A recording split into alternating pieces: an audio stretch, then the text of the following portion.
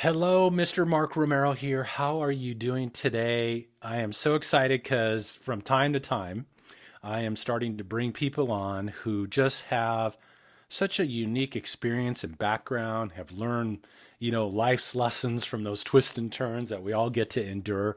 And as a result of that, have really brought forth some beautiful realizations, some beautiful tools that can help us all in our lives. Been inspired to write books and do all kinds of cool things.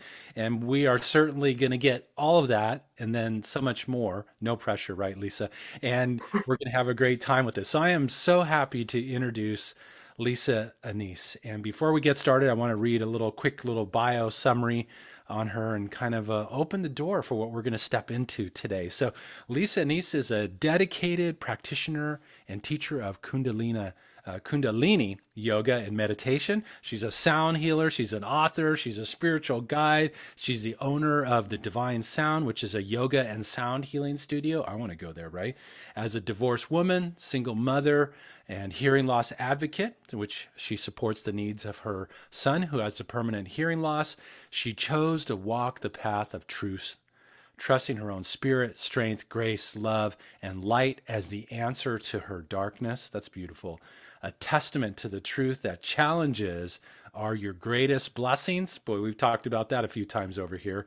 Lisa became a true guru at heart in her ability to turn darkness into light in her own life. For her and her two boys, this act of bravery, courage, and ability to be vulnerable changed the narrative and the future for herself and for her family. So I am so excited to have you on today. Thank you so much for being here. We don't really know each other real well. We connected on Instagram. I was looking over information. I'm like, oh, got to have her on. She does bowls. She does sound, and I do sound in my own unique way, but there are many facets of this thing called sound healing. So we're going to dive into that and so much more. So Lisa, welcome. Thank you for being here today. Thank you for having me. I'm honored. Thank you, Mark. My pleasure. My pleasure. So I thought you really kind of highlighted in there and you highlighted some of the information you sent over. It's like life's unpredictable twists, turns, challenges, obstacles, ups, downs. They have this ability to open things up for us and to kind of shift us. So I'd love for you to share, how did you get into stepping into, author, spirit, just you have the whole potpourri of cool things to express. What was the, I guess, defining moment that really kind of moved you or pushed you down this roadway? Well, I was a journey for me. So didn't wake up one morning and just say that I want to be a spiritual healer. My background is in professional accounting. That's where I worked prior to having my children, which I had great experiences from, but I recognized I really wasn't always living for myself. I chose a profession that I thought, I could be successful at, I can make a good paycheck, but I really wasn't truly happy. And I learned through my spiritual work that truly being happy is picking a decision from your heart. I was always a mind thinker and being very logical. And so that's one thing that I learned. And that really happened through my spiritual work. So it was a trifold effect of first feeling my physical body, and then my mental body through therapy, and then my spiritual body through the practice of yoga. And yoga was something I always strived for. I wanted to connect with yoga so deeply. I tried different practices, and Kundalini yoga is one that really spoke to my heart. It's living your truth. It's living your Sat Nam, which is truth is my identity. So I practiced Kundalini for a couple of years, probably starting in 2018, before I became certified as a teacher. And my teacher training for Kundalini was during the pandemic. So I started in 2019 in the fall, and then I finished up in June. So what was really fabulous about everything's divine timing is I had the tools already to help myself with the pandemic, with breathing techniques to stay calm for myself, because I needed to make sure my home was calm. My two young sons at the time were, I believe, 8 and 7. And so I needed to make sure if I was calm, then they would be calm, because things were very unknown to us. And I didn't want to live in fear. So Kundalini helped me with moving my body, with the breathing techniques, with meditation. And Kundalini also had a gong. So I loved gong baths and end of class. I was really gravitating towards the gong. That was my first instrument that I purchased for myself. And from the gong leading on to that, I became interested in sound healing. And why sound healing? Well, because my son, was diagnosed with permanent hearing loss in 2020 in the summer time frame, always having something kind of uniquely off with his ears. And I had a psychic reading done that said sound healing could help him, but more help his voice. Because he couldn't really hear, he didn't have the ability. He could speak, but he wasn't comfortable speaking up. So of course I wanted to help my son however way possible. So I found the path of Tibetan bowls. I found my teacher, and she taught me how to become a practitioner in the bowls. And the bowls are each tuned to each chakra, made of 7 metals. And when you play them in a certain sequence and pattern, they help to move energy in your body that's no longer serving you. So there's different protocols for anxiety, fear, depression, new beginnings, creativity, and so be it. And so through my sessions with my sound healer teacher, her name is Catherine Hammer, I learned that this was for me, and I just was so in love with it. And what's very interesting is I have tingsas now. So tingsas are a little instrument, looks like a cymbal, that are used in Tibet to wake up the monks from meditation and start meditation, but also for hearing loss. So I learned that probably in January of 2021. I was about a month into my training with Catherine Hammer, and I said, this is why I found you. You are leading me to a path to help my family. And obviously, my son, he wears hearing aids. It helps him. He is considered deaf without them. But I have the bowls as a way to, and other instruments, as a way to not prolong his hearing loss. That was my goal. But I found, Mark, my deep interest and love through playing them in a way I never experienced before. And I just kind of grew from one gong to, I just bought my 4th gong today came. And the bowls, I have 2 sets of bowls. I have crystal bowls. I have chimes, drums, and I just kept learning about the power of sound and how it can vibrate through you differently, the different instruments, and they all connect differently people. So those are my things that I've worked on, and then coming through that was the book. So how did the book happen? I found the power. I want to ask you. Oh, I'm sorry. I want to focus on is so yoga, such a powerful, profound tool, without a doubt. I've done Kundalini before, even though my personal favorite is Ashtanga. That's okay. My personal favorite, which interestingly enough doesn't have any music or sound other than you and your breath and whatever the instructor's telling you as you work through the sequences. To me, I just find it so meditative and restorative. And I love how you opened up to this working with sound, especially when with your son, with his hearing loss, we typically don't think, well, why would somebody like that be impacted through sound? And it really kind of reiterates this thing. We hear through so much more than just our ears. We hear with our energy. We hear with our bodies. And I'd love to know what showed up by you diving into these bowls, playing these different tinctures, different sounds and things like that for your son. What opened up for him out of that process? Well, he could feel the vibrations. So, around the same time I was getting interested in my instruments, my older son had a guitar. I know you're focused on the guitar. And my little guy, he started playing it himself. He just loved the way the vibrations had felt to his body. And so I didn't necessarily, and they hit a cellular level. So they go deep down inside of you. And so for me, you can't see it. You can't see energy working. You can't see energy moving out of your body. You have to sense it and feel it. And you just have to know and trust that the work is going to help you through the process. And so that's my faith. That's my faith that if I'm going to focus on something, I want to focus on an area that could benefit my family. And that is just my trust. And so I play the instruments for them and they get involved and we have different things that we do together. And I love it. It's a blessing that we found something to connect us in a way that has a higher purpose. But the voice thing is very interesting because, I learned about sound because I had a psychic, download about watch his voice. And speaking your truth is utilizing your throat chakra and your voice and being comfortable with that. And so I just believe so deeply that this happened for a reason. As I share in my book, I didn't identify my voice truly until I was 40 when I spoke up the truth that I wanted to pursue possibly, I got a separation, I moved out of my house. And I had to have huge confidence in myself to do that. My son at the time was 7, now he's 9. So Now he's finding his voice at 9. I cannot wait to see what happens to him and his brother, because I'm sharing my truth, which allows them to live with their own truth, following their path of their own spirit. And I just am so grateful to see what happens and what will come next for them, because it's limitless, obviously. It's You very know, bright.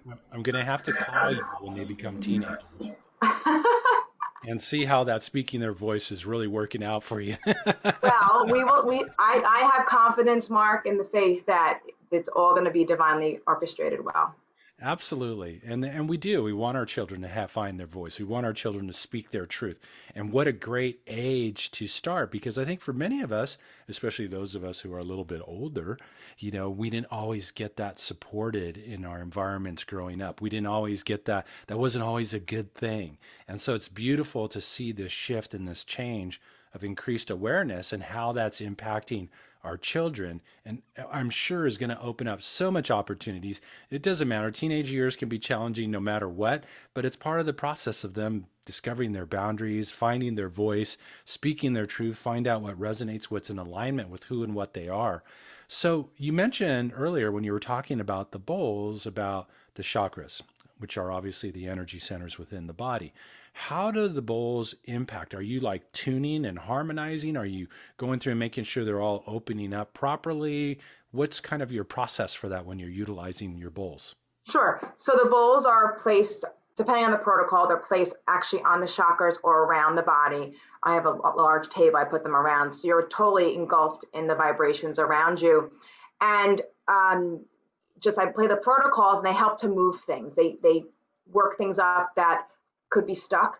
And with water, I utilize warm water as well to help further move things. And I can hear in the bowl if it sounds off. I'm very familiar with the bowls. And if there's something energy, extra energy there in a person's body they're holding on to, the bowl will sound different.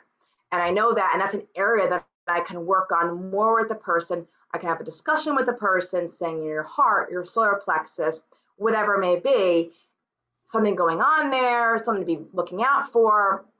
I know my teacher, for example, she shared that she identified her breast cancer through her bowls, because she played her bowls, she knew her bowls very well, and when she played them one day, they sounded different. So she had to push to get certain testing done. And through the testing, it was identified in ways that other radiations weren't identified. So we believe they work.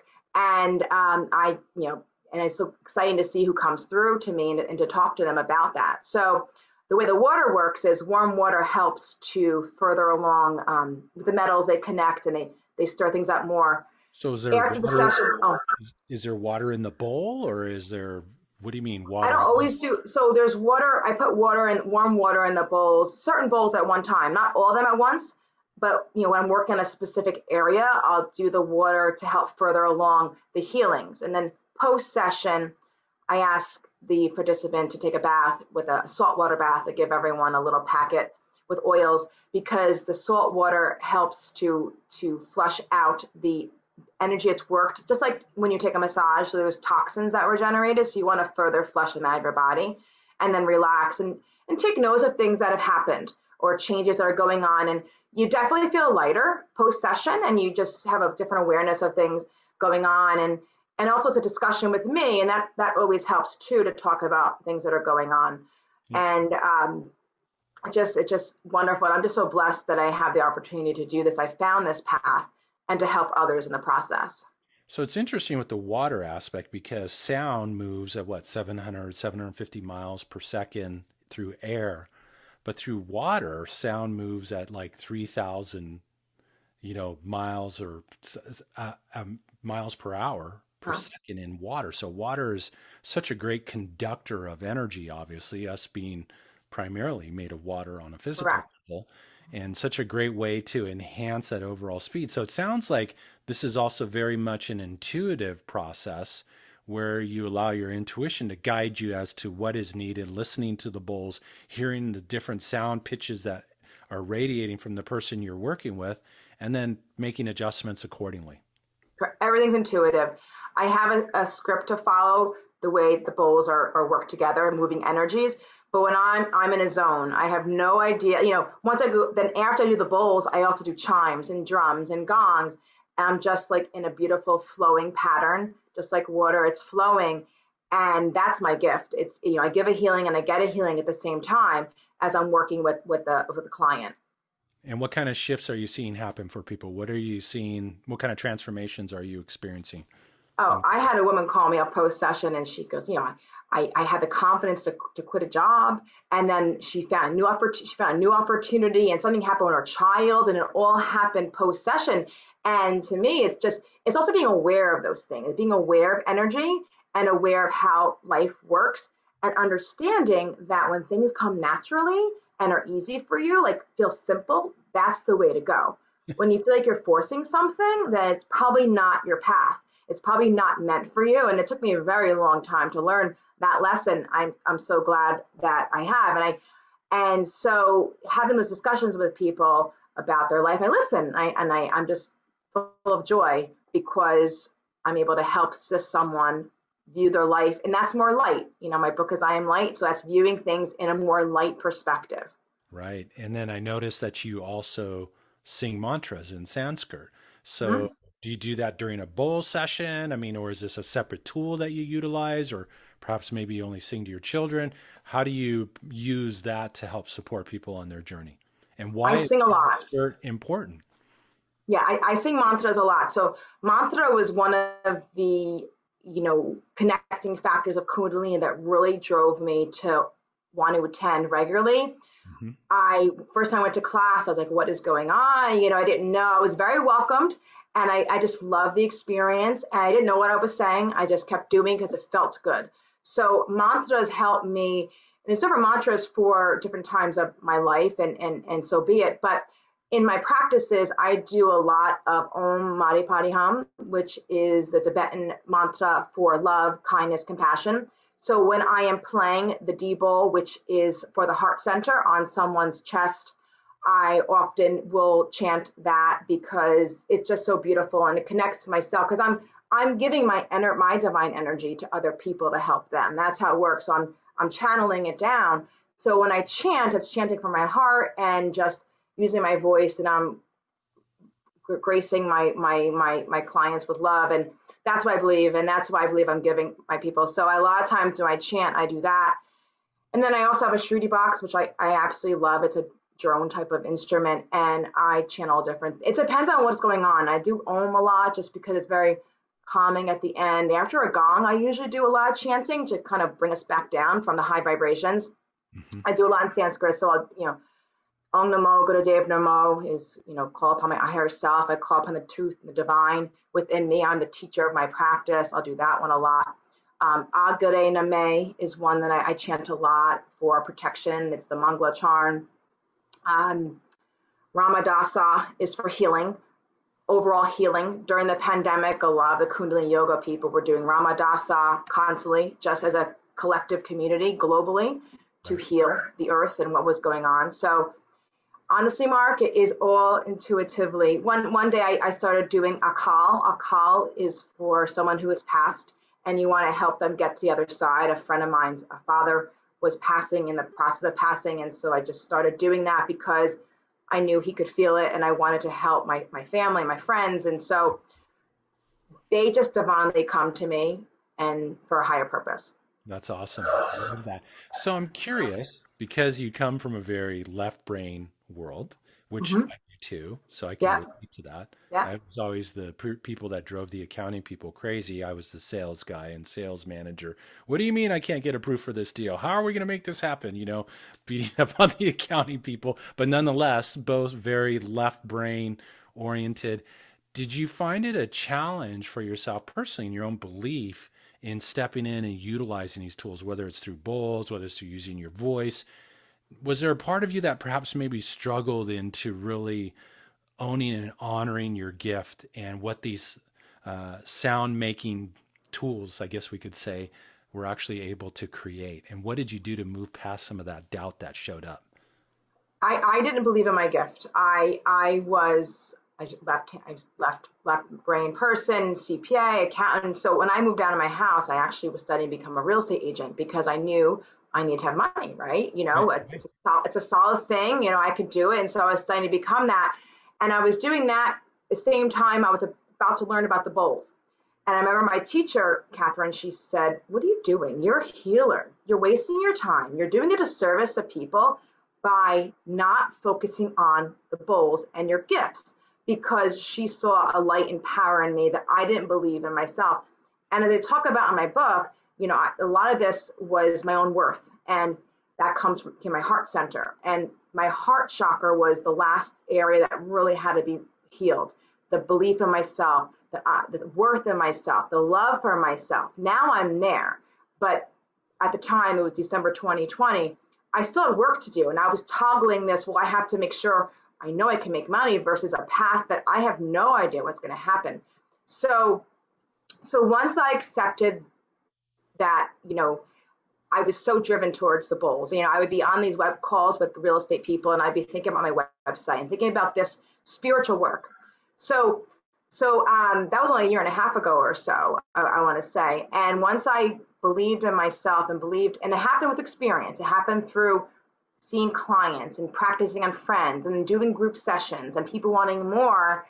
I started to understand and feel and slowly come away from the, I don't want to say business side, but of the logical, practical side. And I followed my heart and my joy.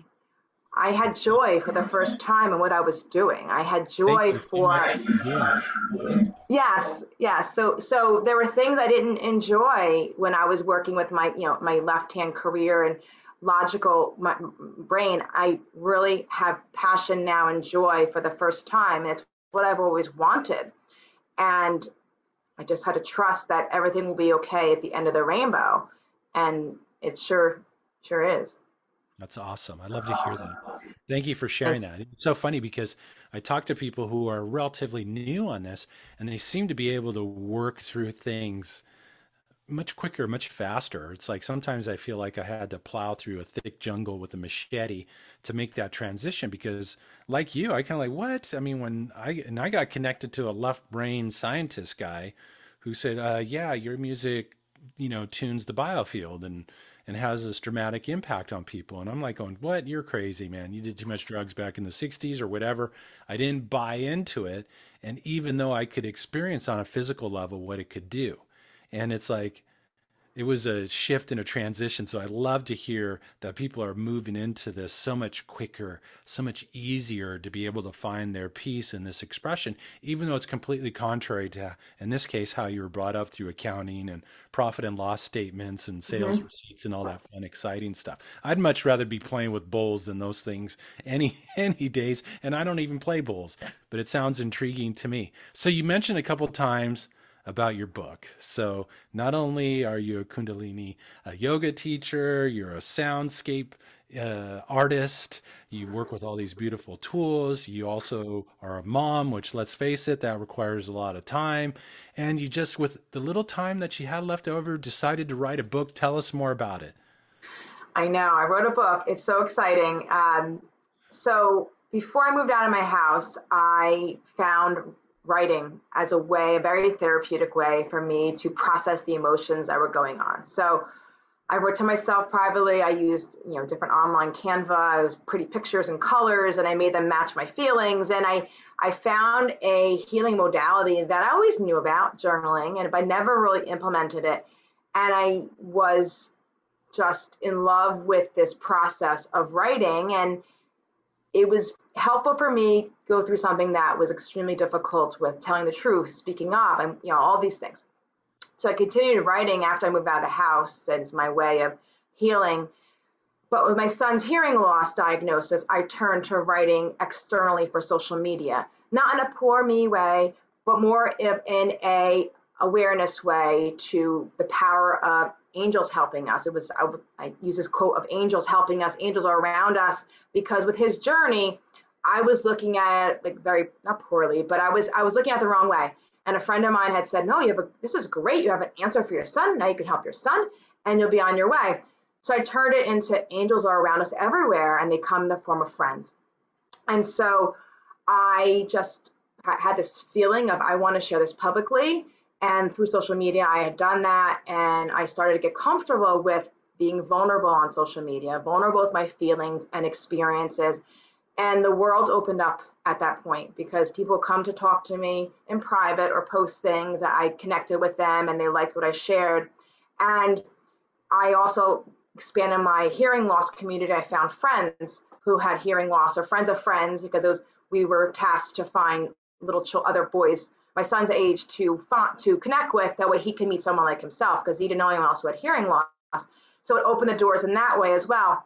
And so why a book? So I wanted to write a book about experience. I enjoy children's books and books in general. I was like, I don't really like any of the books I see about hearing loss. I think I want to write a book about hearing loss to help my son.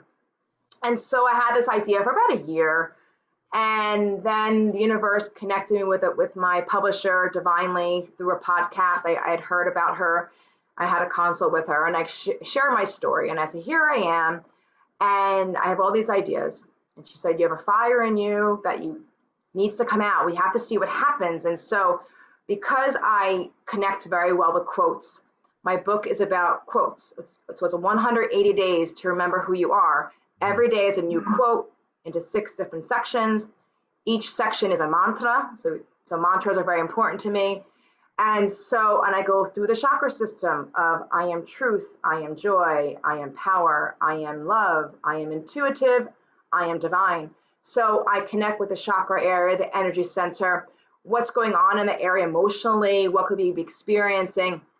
And so it's a book that's very easy to read because each day is under 500 words.